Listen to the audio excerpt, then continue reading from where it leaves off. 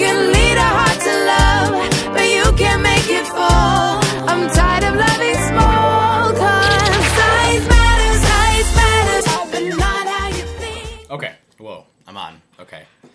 So, it's been a while since I made a video blog. I think maybe the entire month of June since I've made a video blog. I had a particular thing in mind that I was gonna talk about, complain about, ramble about, whatever you want to say I'm gonna do. I don't know yet. But I went to this 4th of July party on the 4th of July, you know, fancy that. And I thought it was a pretty interesting experience. This is my friend Jason, Jace, everybody calls him Jace. I feel like I'm the only person who calls him Jason. I feel kind of like a douche. I don't know why. Fuck. Anyway, I'm stage fright, you know. I'm staring at myself. It's like 11 o'clock. I'm in the kitchen all by myself talking to myself. I always have a hard time getting over that. But, okay, where was I? Okay, I was at the party, and there were probably like 100,000 gay guys there. Yeah, I'm gonna guesstimate that was the right number. And there were fireworks going off around us everywhere. Everybody was, well, a lot of people were drunk.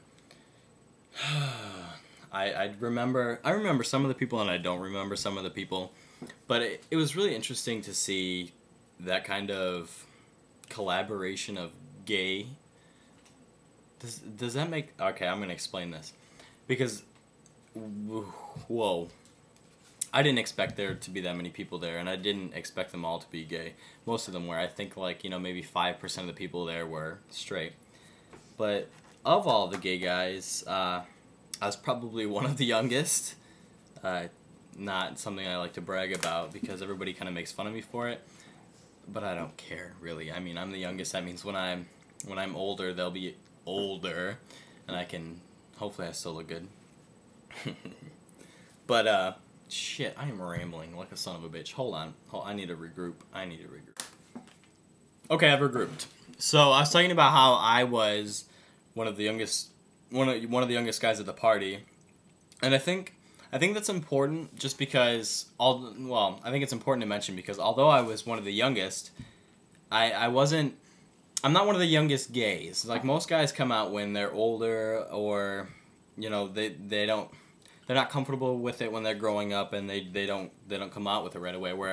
Whereas I came out with it when I was 13 and was learning to adjust to my life since then. And I think that gives me an edge over a lot of the guys who may be older, but who haven't been gay as long as I have.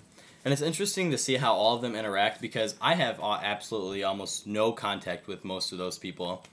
And some of them were so crazy. Like, half of them were orange, or a color unnaturally gross. I mean, first of all, you guys need to stop using those lotions.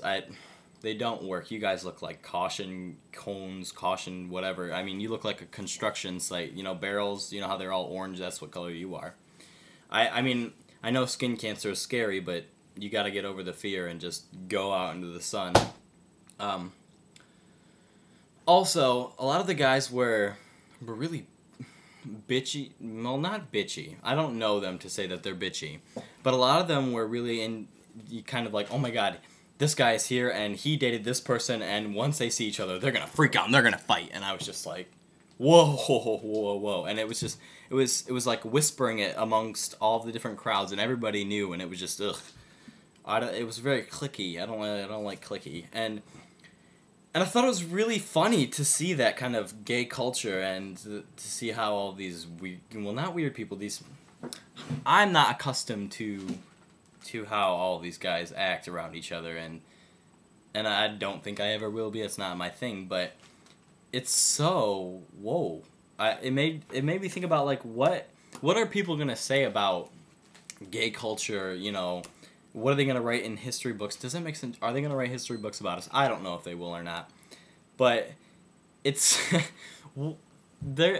don't know. It's going to be interesting to see, like, what people say about us, and like, seeing that, and then having lived through it, and living through that, seeing what these different people, like us, what we are making our community, and like there's one thing like reading it and there's one thing living it, and I wonder if they'll be the same. Yeah, I don't know. I've got all these thoughts coming out, so some of them come out of my mouth halfway, and you know that's where I keep saying things and half of it's coming out. Sorry.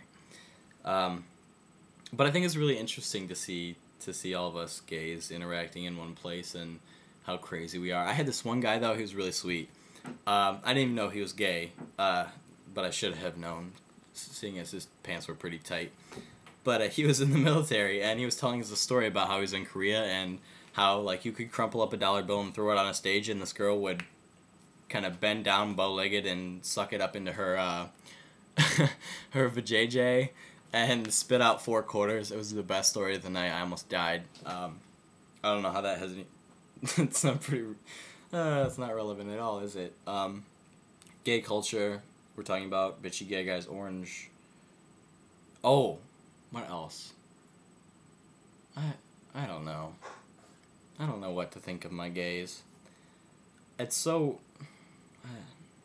I really don't. I don't know what to think of all these guys. I mean, it was quite an interesting... Well, I keep saying it was quite an interesting experience, but that's my dating pool, and I wasn't even aware that dating pool existed. Ian and I talked about it, and pretty much because I'm so picky, and because my expectations and relationships are so high, I have like a 0.25% chance of finding somebody to date.